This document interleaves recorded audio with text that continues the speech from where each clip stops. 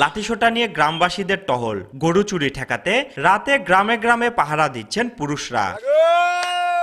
প্রতি বছর কোরবানি ঈদের আগে বেড়ে যায় গরু চুরির ঘটনা।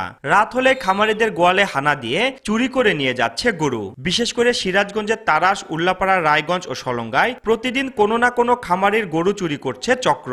প্রতিবন্ধী গরু গাভী বাচ্চাটা সহ নিয়ে গেছে। চোর দুইটা নিয়ে গেছে, তিনটেই বাই করছিল, কিন্তু দুইটা নিচে আর একটা ছুটে গেছে মনে হয়। প্রত্যেকদিন রাত্রিবেলা এই চোর হিসেবে লোকজন আসে, আইসা এই গরুগুলো নিয়ে খুব ঝামেলা আছে এলাকার মানুষ। বাধ্য হয়ে দল বেঁধে পাহারা দেন খামারিরা। প্রতিদিন রাত 11টা বাজলেই দল বেঁধে হাতে বাঁশি, লাইট আর লাঠি নিয়ে পাহারা দেন তারা। রাস্তার মোড়ে মোড়ে পালাক্রমে টহল ব্যবস্থা করায় চোরের উৎপাত কিছুটা কমেছে বলে জানান খামারিরা। তবে রাতে পুলিশের কঠোর নজরদারির দাবি তাদের। আমরা আমাদের নিজেদের মাল সামানা রক্ষা ক্ষেত্রে আমরা অনেক পরিশ্রমের মাধ্যমে রাত জায়গা এলা পাহারা দিতেছি। প্রশাসন যেন আমাদের একটু সহযোগিতা করে, হয়তো একদিন এসে আমাদের সাথে একটু দেখা করে গেল, বা মাঝে মধ্যে যদি এসে আমাদের এলাকায় যায় একটু টহল মারে, তাহলে আমাদের একটু সুবিধা পাইতাম। চলছে প্রেডিকশন গেম নগদ অ্যাপে। প্রেডিকশন করে জিতুন জিক্সার বাই টিভি, স্মার্টফোন সহ আরো অনেক পুরস্কার।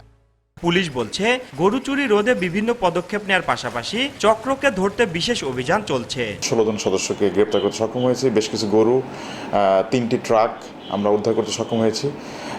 এটি আসলে আমার যেটি মনে হয় সেটি ঈদকে সামনে রেখে তাদের একটা অপচেষ্টা ছিল। কয়েকদিন ধরে কিন্তু এই ধরনের কোনো অপরাধ সংঘটিত আমরা হতে দিইনি। খামারিদের হিসেবে গত 3 মাসে চুরি হয়েছে প্রায় 120টি গরু। আর পুলিশ বলছে গরু চুরি সংক্রান্ত মামলা হয়েছে 6টি। জড়িত 16 জনকে আটক করা হয়েছে। জব্দ করা হয়েছে চুরিতে ব্যবহৃত 3টি ট্রাক।